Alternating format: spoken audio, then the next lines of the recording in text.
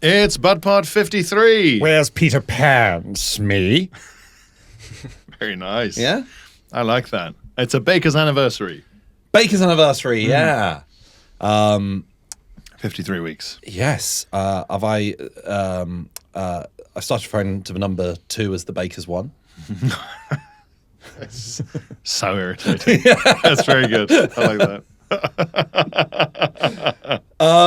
I promised on our Patreon episode last week, we were talking about VHS experiences of movies. And you should sign up to the Patreon because you get a bonus episode every single week. Yep. But And a George pod a month. a George Pod, George Fouracres from SNL, And a chicken in every pod. and a Gestapo on every street corner. I, when I was maybe, 9 years old, went to a friend's sleepover, and when we got there, my dad walked me there, and my friend's dad opened the door, and he said, "The boys watching Blair Witch Project tonight. Is that all right?" Yeah. And my dad went, "No." Off you go, Glenn. And my friend's dad led me into the living room and said, "Right, Glenn's not allowed to watch Blair Witch Project, so we can't watch it tonight." And it was just a room full of like 30 boys going, "Oh!" Instead, we watched Jaws. Hang on. And I was like, that's fucking better. Jaws is PG. Isn't that crazy? That is fucking Isn't it crazy? crazy. Jaws is a PG. Wow, That okay. head bobbing under the water with one eye it's still horrible now. Ugh. You see a severed leg. Yeah. Those are the two most violent bits. You learn to fear the water. You learn to fear the water. You learn to fear Poseidon. He's those cool black guys. Now that's the most tense bit of the film. But as a kid, you're like, boring. Why is the man talking? When is the shark going to explode? Does the shark get a gun? And some people never leave that. Yeah. My friend David's mummy, does the shark have a gun? Wake up!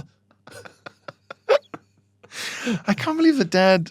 Presumably, then he'd asked like 30 other people's dads who were like, yeah, Blair, yeah, Tony Blair, right, whatever. Yeah, whatever. Yeah, I don't care. Already in the car. Yeah. Already lighting already lighting a cigarette. Yeah, fine, Yeah, he can watch that film, yeah. Well, I think but a lot of them lived so locally, they'd walked there across the road on their own. So it hadn't been like asked. Interesting. Yeah. I have a memory. And when I did finally watch the Blair Witch Project, yes. I can't have dreamt this. And I don't know what to Google. Mm-hmm. But my parents had like recorded it on the TV. Yeah. And so I watched it. And when the Blair Witch Project finished, the channels obviously went a bit fuzzy, and it had either switched to a different channel or this was on straight after the Blair Witch Project. It was a comedy show, like a sketch comedy show. And one of the sketches was... Why is this? This is not a joke, and it's still so disturbing. And I'm trying to work out how to word it without it seeming weird or ruining your day at home. There was a guy who looked a bit like someone like Matthew from Sooty. Do you know what I mean? Like the 90s presenter of a show where there's lots of toys, whatever.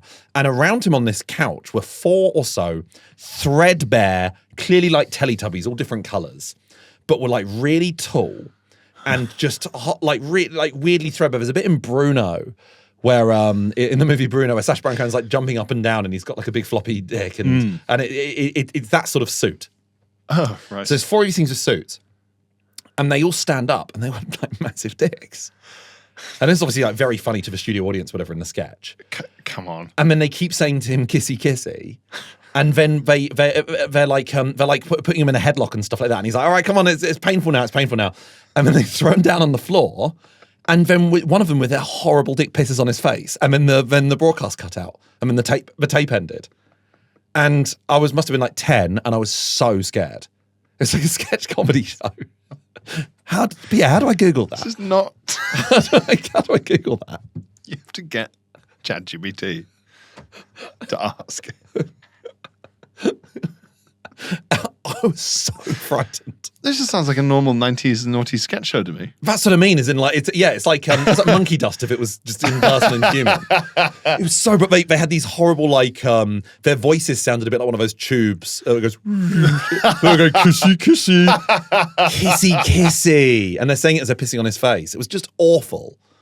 I hope someone knows what I'm talking about. You've imagined, this is just I haven't fucking imagined it. I remember where I was fucking sat. I sat in the spare room at home.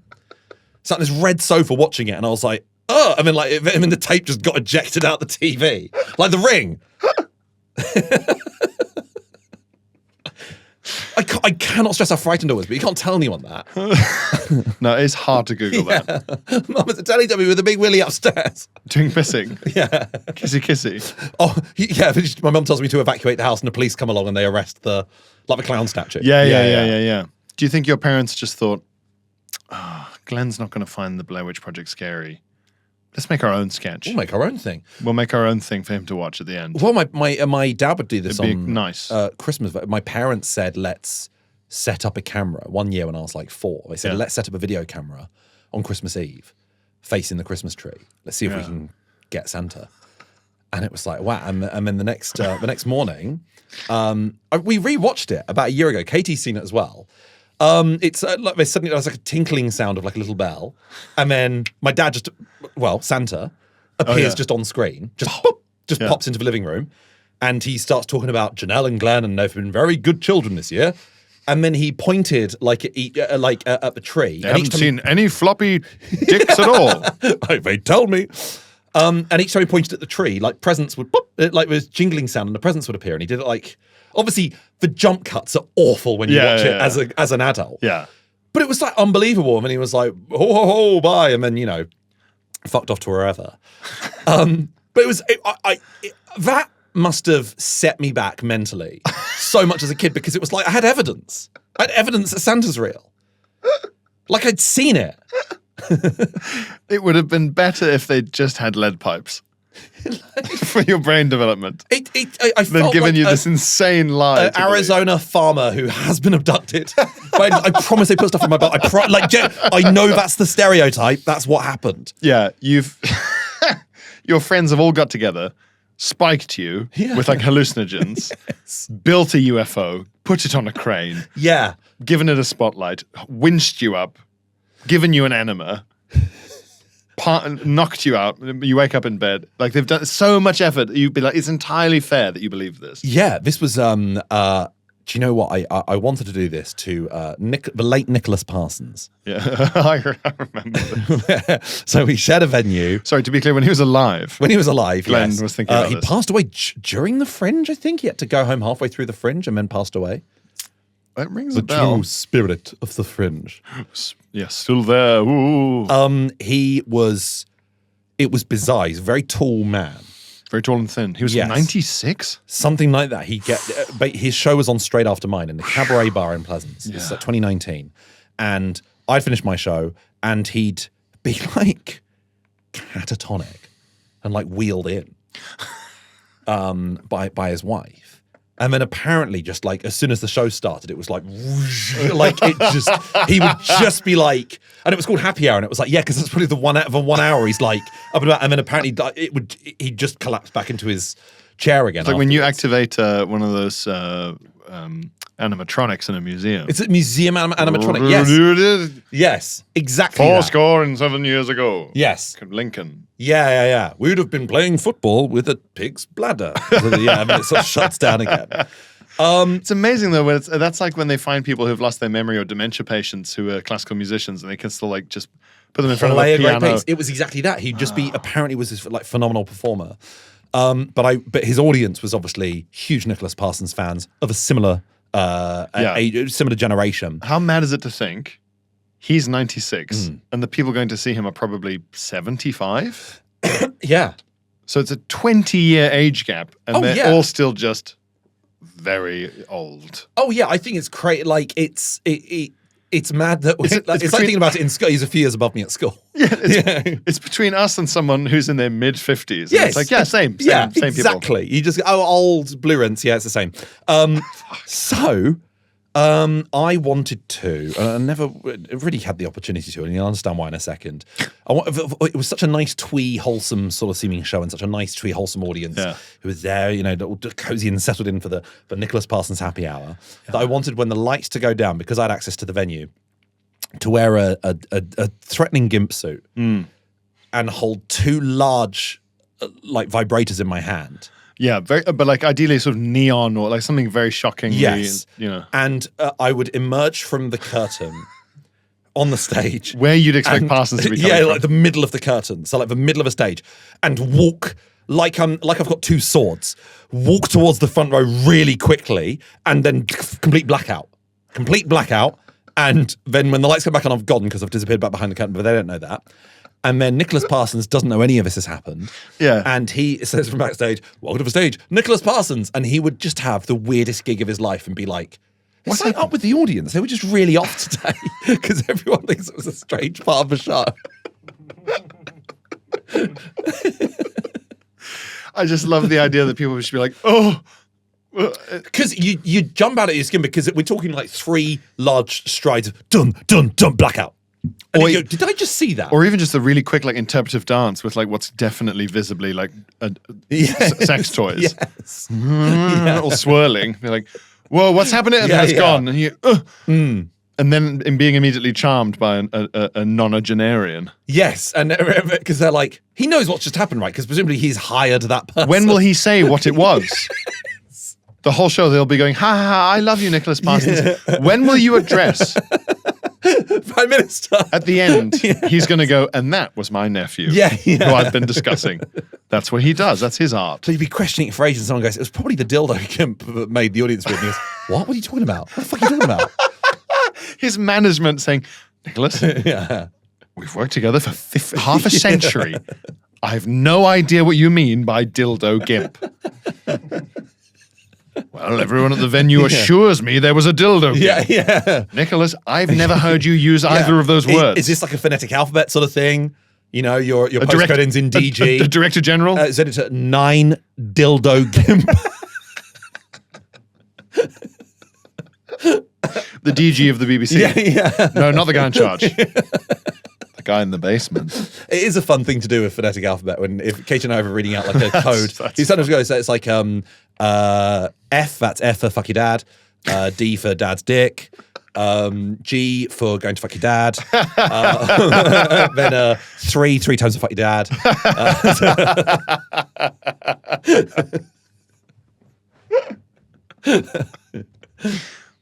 I've thought of a question that I think you would like. You just did. Didn't like that. That was horrible. I'd love to see it. And someone's like, I need to ask you a question. You just did. No. No. No, I said that statement. Yeah, so. Don't be pulling that kind of Tom Cruise shit on me. We should say, when I answered the door to you earlier, when you arrived to record these podcasts we're doing, because I'm going away on honeymoon, we're doing some in advance. And when I go away on honeymoon, the first thing I think... When you go away on honeymoon, you go away on honeymoon. I honey my moon, if you know what I mean. The first thing I think is, what about the patrons? What about the BudPod listeners? What about the fans? Yeah, that's my first thought. Or their thirst and hunger be sated and quenched. What of them? How do I make their tummies all wet? Internally. Yeah, sorry, yeah, sorry. You don't want to dry internally. I don't want them to be shit to my tummy. Oh, God. Please explain that voice, because people might not know. We explained it on the pod recently. It's the Glasgow Willy Wonka experience, a con man, with his various AI books. I really wanted to buy one on Amazon. They got pulled. I was really gutted. But he, when he was interviewed afterwards, did the sort of Dapper Laughs, Black Polar Neck sort of apology tour interview. When it just made me... feedback just made me feel sick to my tummy. And it's so gross. So revolting. Awful, What a hollow, creepy little man.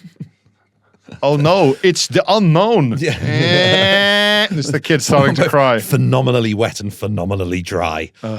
Crusty, wet, soggy, dry flake. Wet eczema. Yeah, wet. That's exactly it. Yes. So, you care about the patrons. When you arrived, and I opened the door, you very like smug character in a Pixar film finished a sandwich. Yes, the little corner. You poked it in with. This was very affected and meant to bother Pierre, but I popped in the last little mouthful of the sandwich and sucked each individual of my finger before then making eye contact and acknowledging Pierre. It was horrible. It was the way the Grinch would finish an M&S sandwich, like the corner, the last corner of it. Really horrid. Yeah, very well done. Really gross. Here's my question. Okay. I was trying to think, what is the least appropriate circumstances to have Hulk hands on for? Do you know what I mean? Yeah, I know Hulk hands. We've got a Thanos glove at home. So I know exactly do you? Yeah. You and the old wife? Yeah, nothing to do with the wretch. No. It's for the bedroom. Yeah.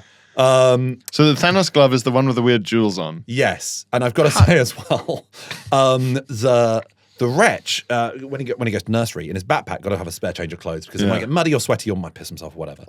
So I had to put in his summer clothes because I realised there was like a pair of winter mittens at the bottom, like still in his backpack. But like, your son is like a Eastern Front soldier, just the wrong kit. Not like fluffy mittens, but just like sleek. Proper wintry ones. It had the material of a big, thick winter parka sort of thing. Yeah. So I put them on the Buffon, the 11-month-old Buffon. It's the funniest he's ever found anything. Really? Yeah, because he's just a baby who suddenly got oven mitts on. Big hands. And he just kept on like just clapping for hours. Like was just entertained for so long. That's a hot tip. So I think that's a good tip. Yeah. Finally, a parenting podcast. Yes. That's anti-murder. Anti-murder. And pro the Faulty Towers dining experience. Which if you sign up to our top tier of our Patreon, where you get monthly movie pod, you're also going to get our experiences pods, which we do as and when. Our second one, after Shenyang, of course, was the Faulty Towers dining experience. Stones brings it out again for England.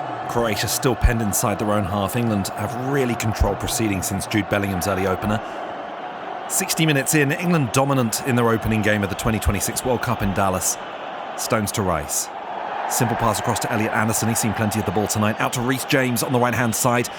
James and Saka combining. Saka back to Bellingham. Well, England in no hurry whatsoever here. Interception from Croatia, but it comes off Luka Modric, and that's an England throw.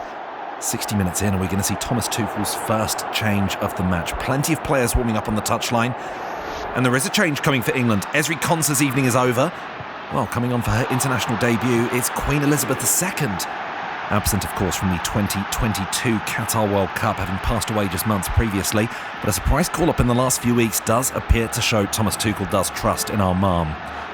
And she's just waiting for the go-ahead to come on.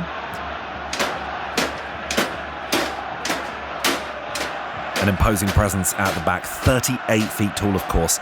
England making use of the extra height as they look to see this one out. And straight into the action too. Queen Elizabeth II receiving from Stones. She's wearing the number 69 shirt because she said she thought it was funny.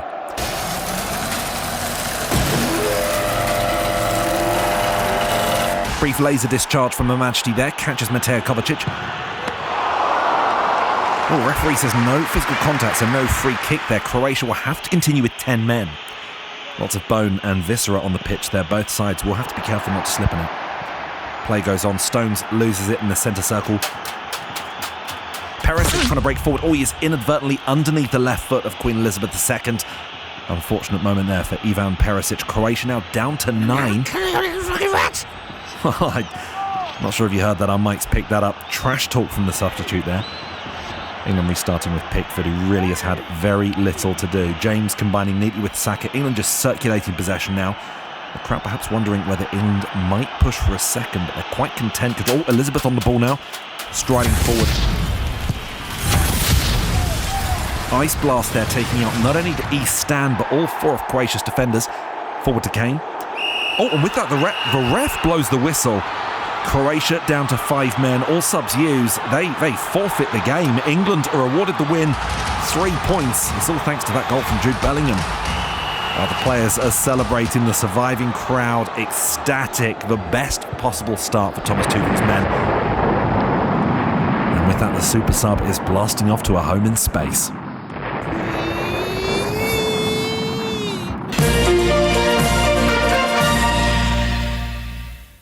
So, Hulk hands. Hulk hands. The big plastic. I know exactly what you mean. Or foam. Sometimes they're foamy. Oh, really? Yeah. I've tried them on. Okay. At the start, like as part of like a montage in a rom-com. Come out of the change room, and everyone's got their arms folded, shaking their heads, and you come in with a Thanos glove, and they all nod. Oh yeah. You do a little pose. Yeah. Just it's that and lingerie. And you do a pose. Hulk smash. He's gonna love it. This is really, really tricky. Can I give you my first thought? Wedding. Funniest thing to wear Hulk hands during. Yeah. Being knighted. You know, there's always that photo where it's you in profile. Yeah. And you're in tails and whatever. Yeah. And then up some steps. Yes. Is the monarch. Yeah, it's the monarch with the sword. And then there's the little piano bench thing in front of you that you're going to kneel on. Yes. And just they're standing there with Hulk hands on the end of your besuited arms. And I guess they'd be like... Never referencing Well, them. I guess it's like the Tourette's I swear guy having that thing around his neck that Yeah. you can buy. It must be some sensory thing. The second you'd show up, now the palace would just go, what? I mean, no one's doing that on spec. Yeah. That must be okay. So we cleared it with the, and they wouldn't even let you finish. They go, yeah, fine. Hulk hands. Yeah, of course. I guess if you're a surgeon... Have they been muted? You go, yeah, we've taken the batteries out. don't worry. Just needs to hold them. Oh, I think a surgeon. My surgeon just wore Hulk hands and so it's gonna be fine. I cannot operate on this man. I need to. I'm wearing my Hulk. He's holding his hands up to wash them. Arr, Hulk smash. Arr. I cannot operate on this man. Time of death. Hulk o'clock. Hulk o'clock. That was his phrase. It's Hulk o'clock. Yeah. I cannot operate on this boy. I am wearing Hulk hands. Yes, That's the riddle. Yes, I think that. Okay. Or fine dining. Fine dining would be really funny. Yeah. I'm sorry, his cutlery's useless. I'm sorry, I've accidentally glued Hulk hands to my hands. Yes. I need you to jab cutlery into the Hulk hands kind of core. If it's foam, right? You could do that. Or look, if you look Does it look like Wolverine? Look, just reach. Fine dining Wolverine. Yeah. Reach into my pocket. I've brought duct tape. Please just tape the knife and fork to the Hulk hands. I really want this date to go well. It would be. It's also very funny. It's like, What would you like to order? What's the boniest fish on the menu? What's the most complex dish? The lobster. I have mussels. I have loads of mussels, please. Yeah, big bowl of mussels and fajitas. Make sure they're deconstructed. Do you know what? Fruits de la mer. Mussels, lobster, walnuts in shells, tortillas. The Five Guys peanuts, all of it. Yeah. I'm gonna have a mussels and lobster fajita. Yeah. With walnuts. And a very involved sort of Indian cup of tea. So strainers. Yeah, really traditional tea ceremony. Yeah, It's always like Hulk hands. You can never just buy like Hulk feet on their own. Or just like a Hulk bum. Hulk dick and But balls. you just wear around. Hulk- He loves it. He loves wearing Just it. Hulk balls. Just the balls. Well, the idea is you can put your own dick through. Like a sort of hole in the wall picture sort of thing you get on the seaside. I guess the Hulk bum is always in the kind of purple pants. That would be a really funny thing to draw on like a toilet cubicle that's had a glory hole in. You draw like a policeman.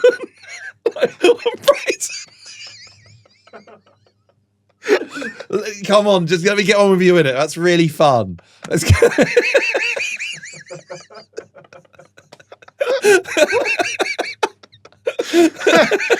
That's when you could tell Brighton had stopped being such a seaside town.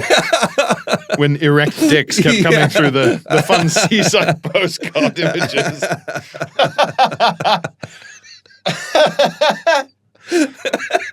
If Banksy had any guts, he would find one of these dank public toilets and do that. Yeah. But like full, incredible paint job. Absolutely amazing, yeah. But It looks like airbrushed, like from the 1950s. Yeah. Like those proper like saucy postcard type illustrations, but around the glory hole. Yes, yeah. That would be so funny. You couldn't stop laughing. Yeah. And It's the- called Dick in the Wall. Have you ever The other person, why are you laughing? Why are you laughing? Yeah. So like it, why are you I'm not laughing at you. You have to come in here. That's not the point. No, it's funny. I'll close my eyes. I won't look at you. I won't look at you. Just look at the wall. Yeah. You look ridiculous. It's funny. Yeah. It looks like your dick is a policeman. Yeah. I am a policeman. I know, but Okay, shush. Don't. Well, now you're the one making it not anonymous.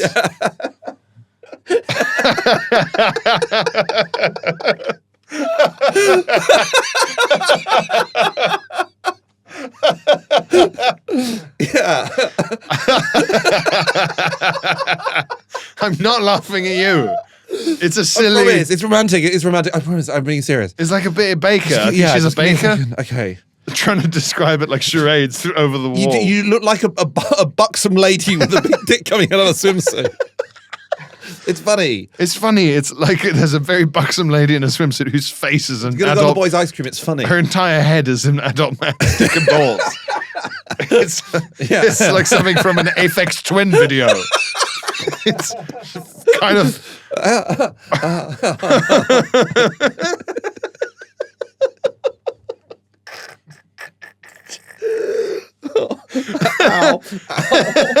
That could be I would respect it. I would respect it so much as a Banksy. I'd be like, he's got it back. He's got his mojo Got it back. Fuck me. Yeah. As a Banksy or as a what's the guy who does all the collages that got really big for a while? Collages? Yeah, they're on like the cover of the New Statesman and stuff. Oh, I don't know. You do. You mentioned him the other day. It's like political art. It's big. He got big on Twitter. Political art? Yeah, like illustrations and stuff. Collages. He's been on the cover of New Statesman, The Economist. There's like album covers. Him. Yeah, collages. Digital collages. It's like the cover of Sgt. Pepper's, but it's like David Cameron. Cold War Steve. Cold War Steve. Ah. There you go. Sorry. There you go. When you said, like, political images from the New Statesman, I don't think Cold War Steve. No, on the cover of. Yes. They commissioned Cold War Steve to do his collage work. Yeah, it's like an incredibly explicit Cold War Steve. Yes. Yes. Where were we? Oh, I need to tell you but I told you already, I'll tell this to Felipe. It involves dicks. Good. Apologies for your Wednesday morning. What of it? I'll tell you what of it. I'll tell you what of it. If you'll allow me. I went to Brighton the other day. What of it? It's just like a police officer. I'll fucking tell you what of it. To a police officer. If you're pregnant, you're allowed to do it. If you're pregnant, you can suck his helmet. That's what they say. I think it would be so funny. Someone who's so I guess someone like, if you're pregnant, you can wee in a policeman's helmet is the urban myth. Yes, exactly. What's true is if someone who hates the police so much they get pregnant just so they to can see piss in that their all the time. If you're hungover, you can shit in their helmet. Yeah. It's an incredible service. Yeah, if you just got married, you can. Yeah. If you're 100 on the day you turn 100. So, Katie was getting the Wretch dressed the other day, and all he had on at that time was just a t-shirt, nothing else. So she said, "Wretch, go downstairs and say to Daddy, 'Hello, Daddy, I'm Winnie the Pooh,' and he'll find it really funny." And so apparently the Wretch was like giggling away at this very idea. What she didn't realize is he doesn't know what Winnie the Pooh is, has never heard of that, and thought she was just telling him a nonsense phrase. So I'm in the kitchen, and this awful bottomless boy comes running in and like wiggles his hips. And he goes, "Hello, Daddy, I'm Poo Poo the Willy." And I went, "Oh, what?" And he burst into tears. And he went, Mummy said you'd find it funny. And I went, "No, what?" I went up to Katie, I was like, "Why would what the fuck was that?" I'm Poo Poo the Willy. Poo Poo the Willy. Also, in my head in this story, you're reading a really serious big paper. Yeah, like, and my nose over the top of the FT. You've only lowered it to go, oh. But I really did like oh, no, don't do that. What are you doing? But I'm Poo Poo the Willy. I'm Poo Poo the Willy. But also, you go, I then had to explain, I was like, there's a bear called, and this is the funniest thing in the world, Winnie the Pooh. And why is he called Winnie the Pooh? I don't know. It's actually never been explained. No, yes. Why he's called Winston the shit. Winnie the Pooh. Occasionally I'll have like a laughing fit over the name Winnie the Pooh. Yeah. Because it's so funny. Winnie the Pooh. Even in that trailer with Ewan McGregor. Pooh?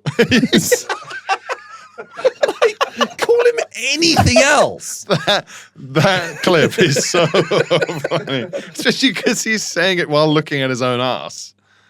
Ewan McGregor's looking over his shoulder at his ass going, Pooh? Yeah.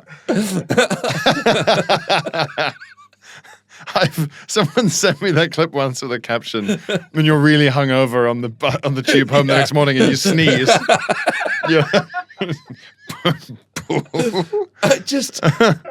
There can't have been a period in British history where that wasn't a funny name. They all knew what Pooh was. We know they do.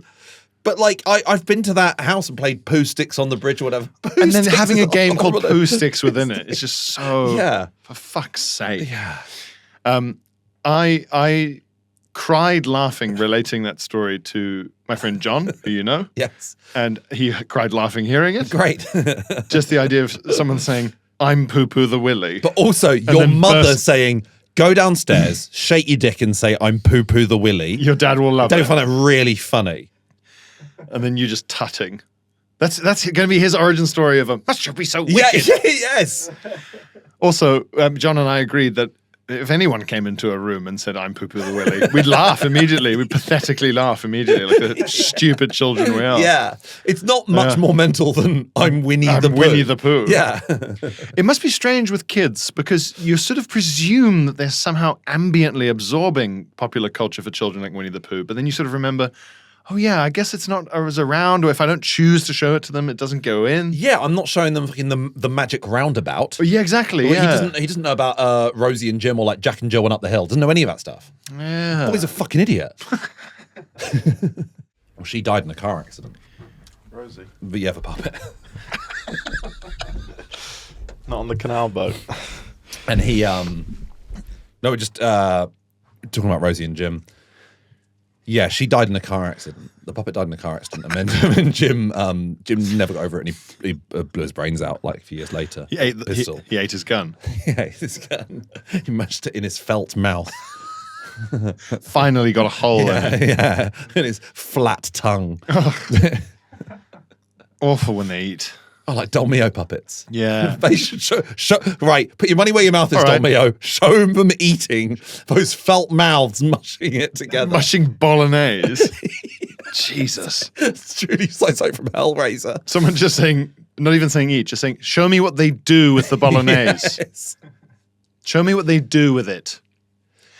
Because the ingestion implies expulsion, so either they have an anus, possibly a penis. Shit-covered hand. The puppeteer's going, for fuck's sake! You're supposed to prepare yourself before we film. Yeah. Sorry. Yeah. Jesus. All the crew rush on with like masks and squeegees and stuff. But yeah, it would be like that bit in Event Horizon where they see footage of hell. If it was just Dolmio puppets going, God. With their no teeth. Oh, I should say as well, our riff about living life in reverse. Yes. Just quickly while I remember it, because I keep forgetting, and Yes. I've been forgetting for weeks and weeks and weeks because I'm a pig. Your friend of mine, Ali, who we used to do comedy with. Yes. Martin Amos's novel Time's Arrow is about a Nazi living his life backwards, including a reverse shitting scene. Do we know how that works? I will read it out on the Patreon. Okay. It'll be easier to not get sued. Okay, fine. Because it's spoilers. Yeah, spoilers. Right. Martin Amos spoilers. When I was a kid, we had the most random fucking collection of VHSs, because what would happen is South African TV was either like baffling. It's the plural is VHS. Sorry, we had the most baffling collection of VHS. And South African TV was American stuff Yeah. with some baffling local content. I'd argue UK TV was like 80%, 80% English and Blue Peter. Yeah. So stiff and boring. Yeah. And then amazing American, like everyone lives in a cool basement, baseball cap, bat to front, skateboard. No, that's it, yeah. So I'd never seen any of the... AIDS. yeah. I'd never seen any of the UK stuff at all. But then I'd have a VHS of like suffocatingly traditional nursery rhymes being sung by like a woman dressed like Where in the World is Carmen Sandiego? Right, yeah. And she would just take you through like, there's a hole in my bucket, dear Liza. Yeah. And like one about like On Ilkley Moor Batat, all that sort of stuff. a soldier went to went to mow a meadow, like really old fashioned. One man went to mow, yeah. And there's something about a soldier. Soldier, will you marry me with your musket, pipe, and drum? I only know that from a Lucy Perman bit. Really? As a comedy bit. Yeah, I thought she'd make that up. No. Right. I would have been there singing along, man. With your musket, pipe, and gum. Yeah. Yeah. So So I arrived, obviously, unprepared for childhood in the UK from both angles. Thinking that everyone was dressed like the railway children. Frilly dresses. Yeah. Hello! Too old and too American or new. Yes. Nothing right. They're buckled shoes. So I never... White tights. I never saw Rosie and Jim. I had no idea what the fuck anyone was on about. Yeah, that's how we all dressed in the 90s. God. I was thinking about, I had a horrible vision. It's been stuck in my head since it was, you know those things, you spoke about it on the most recent George pod, where you say like, how many P's are in Google? And it just would bend, an AI would just bend over backwards to make you right, because it's a yes man. Yeah. But someone said, someone asked what the horrible phrase, the two in the pink, said, what does that mean? Yeah. And ChatGPT was like, this is a classic British phrase. And it said, it is when two of your like smart buckled shoes, you're in your smart pink dress shoes. And that means, yes, you are, so two of your legs are in the smart buckled pink shoes, but unfortunately, your other leg is in the dirt. So that's in the stink.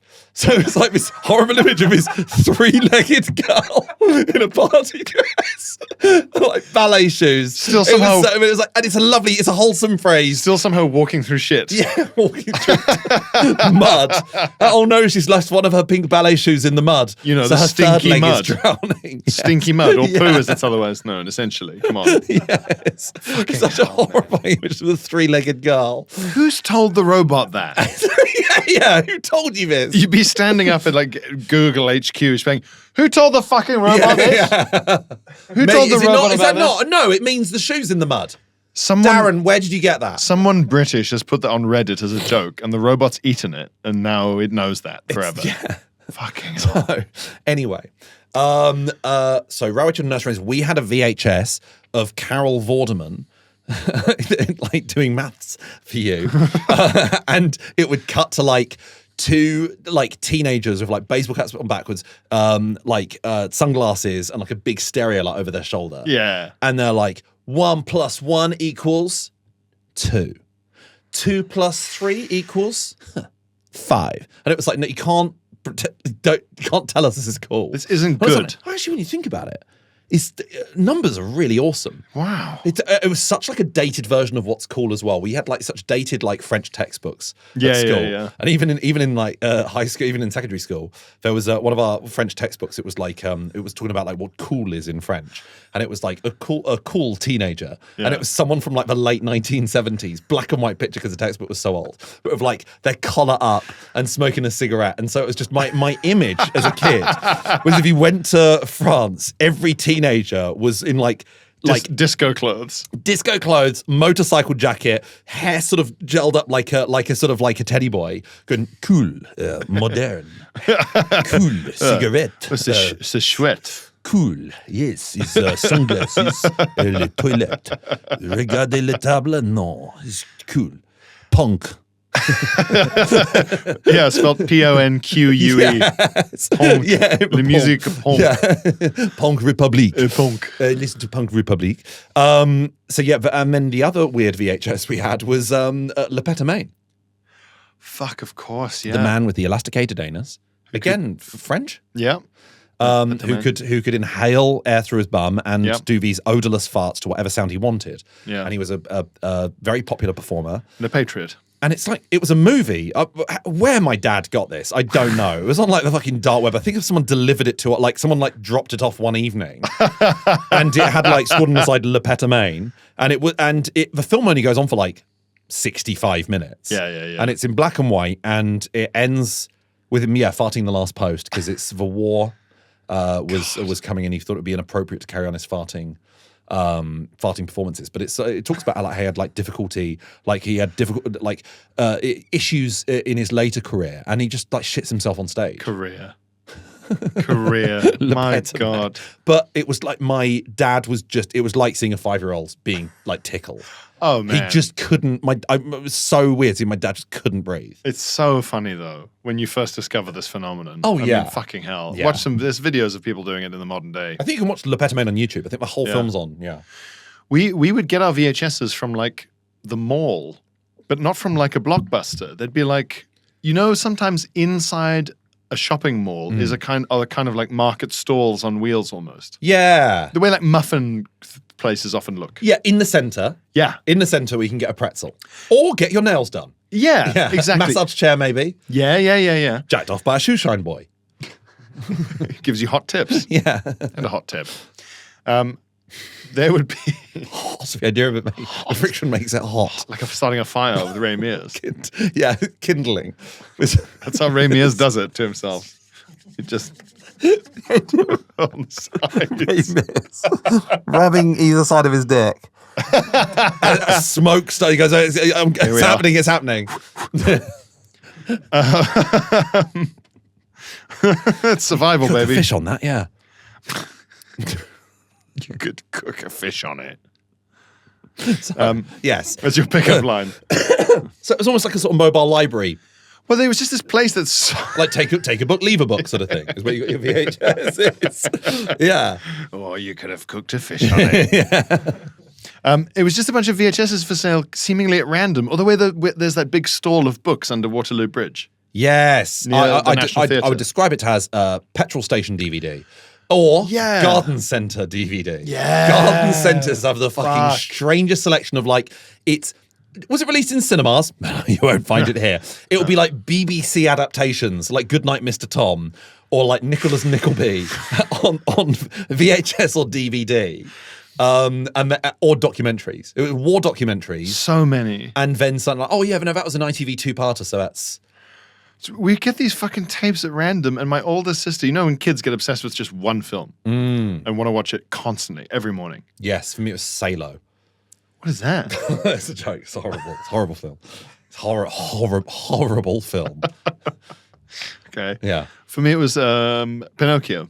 Right, okay. I watched Pinocchio to the point where the tape broke. It melted. Wow. It started going like, and then it just broke.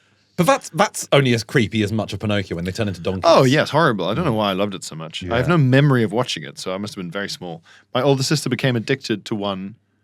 It was a cartoon that was produced and animated entirely by, genuinely, like a particular sub-branch of the Mormon Church or something, like some kind of Midwestern Christian organization, like sub-VeggieTales budget. Yeah. And it was an animation of like Bible stories. Why do you know VeggieTales?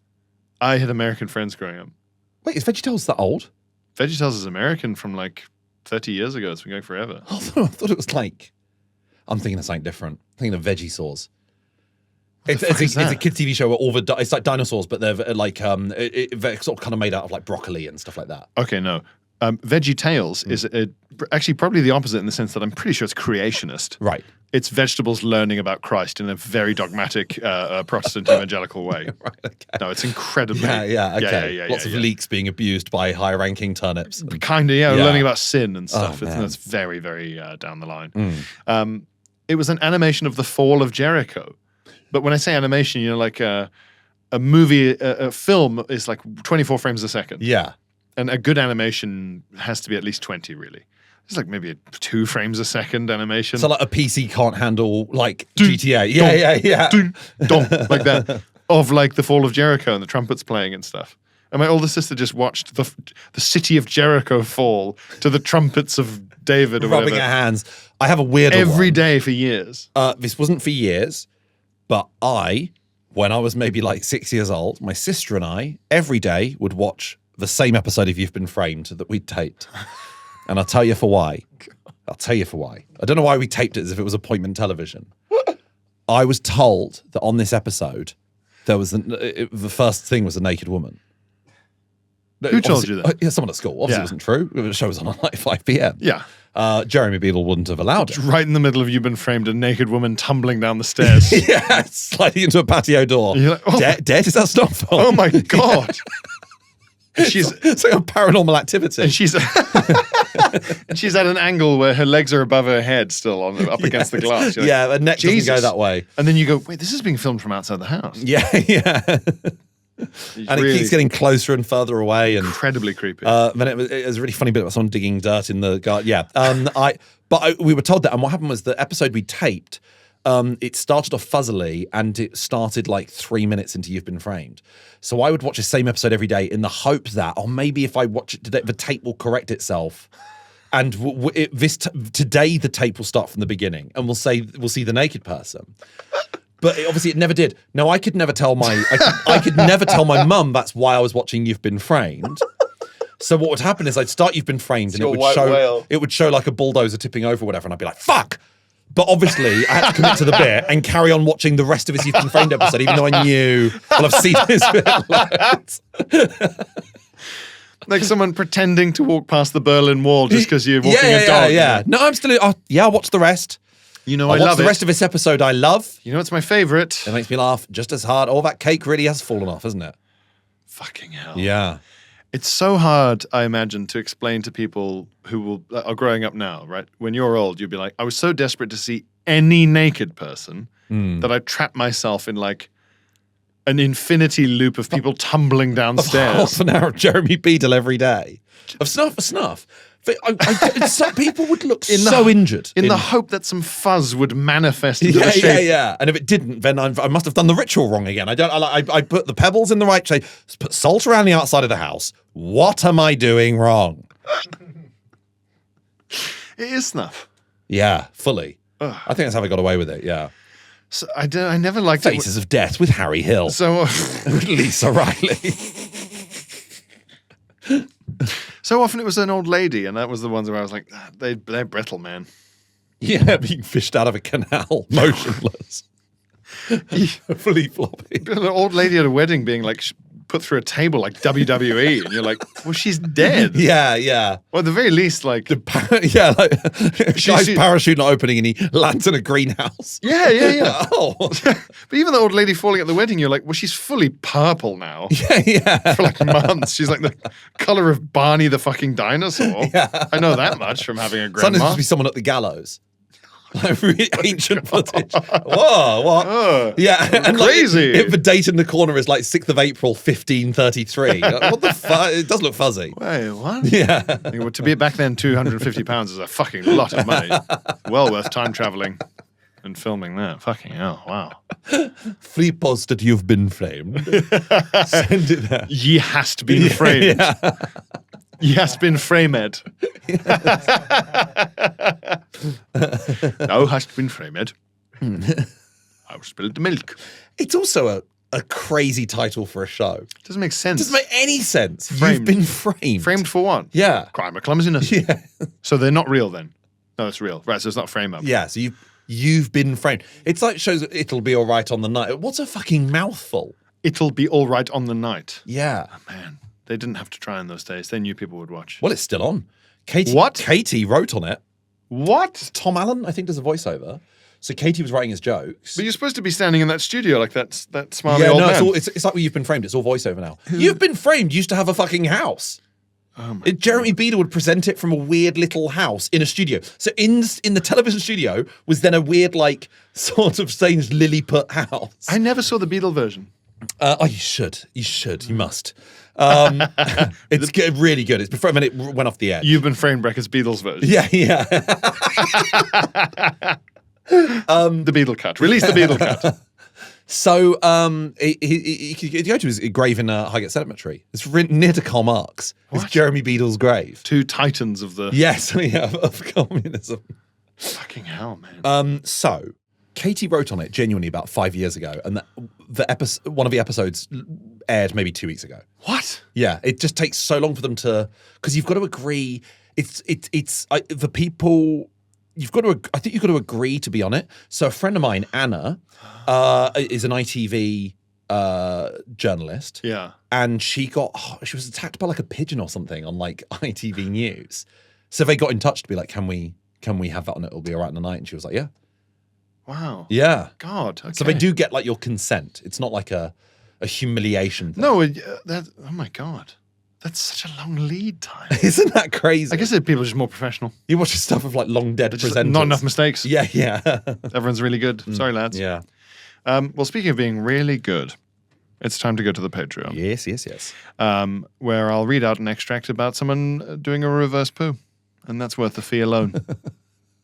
It's worth the and feeling. it's true. It's true. You get diary an entry. extra episode a week, and you get George Pod once a month, and all sorts of other things that pop up here and there, like eccentric little goodies. And our film pod every month if you sign up for top tier, as well as our experiences pod, because you can hear us going to the 40 Towers dining experience.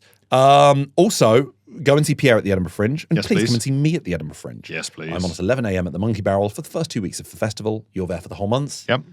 In Monkey Barrel in Yep. the evenings. And 7:05 also, p.m. You're also doing an additional show Yeah. for the second half of the Fringe The last 2 weeks, I'll be doing a best of all my old classics. at Assembly. Assembly at, I think it's like 1 p.m. or 2 p.m. Lovely. or something like that. If you have any bits of stand-up that you think should be in my best bits, let me know, because I'm, cobbling it together. Because also, if you're at Edinburgh Fringe, you may get the chance to see us in the same room together, perhaps doing this show live in Monkey Barrel. Poo-poo-la-la. Bye-bye. Koji.